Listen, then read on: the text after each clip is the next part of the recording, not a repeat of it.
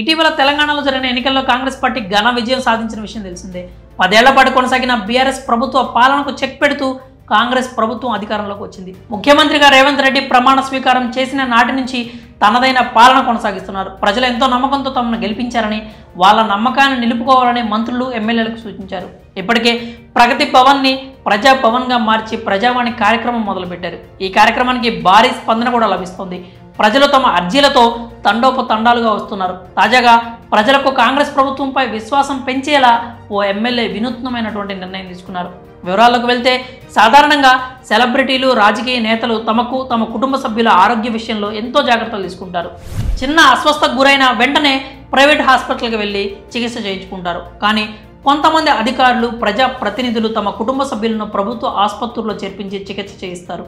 ఎందుకంటే ప్రజలకు ప్రభుత్వ ఆసుపత్రులపై సరైన భరోసా రావాలని, మెరుగైన చికిత్స అందిస్తున్నారనే నమ్మకం కలిగించాలనే తాపత్రయం అది. ఇప్పుడు ఇదే పని చేశారు ఖానాపూర్ కాంగ్రెస్ ఎమ్మెల్యే వెడ్మ బొజ్జా. తనకు జ్వరం రావడంతో ఉట్నూరు ప్రభుత్వ ఆసుపత్రికి వెళ్లారు.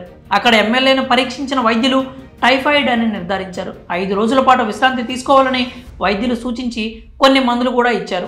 సామాన్య ప్రజలకు ప్రభుత్వ ఆసుపత్రులపై నమ్మకం రావాలనే ఉద్దేశంతో తాను ప్రభుత్వ ఆసుపత్రికి వచ్చినట్లు ఎమ్మెల్యే వెడ్మ బొజ్జా అన్నారు.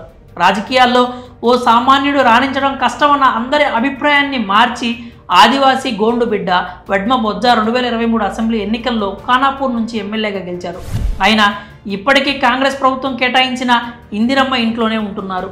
చిన్నప్పటి నుంచి పేపర్ బాయ్గా పనిచేస్తూ చదువుకున్నారు. ఎలాంటి బ్యాక్గ్రౌండ్, ఆర్థిక స్తోమత లేకున్నా కాంగ్రెస్ పార్టీ అతనిపై నమ్మకంతో ఖానాపూర్ ఎమ్మెల్యే అభ్యర్థిగా కేటాయించింది.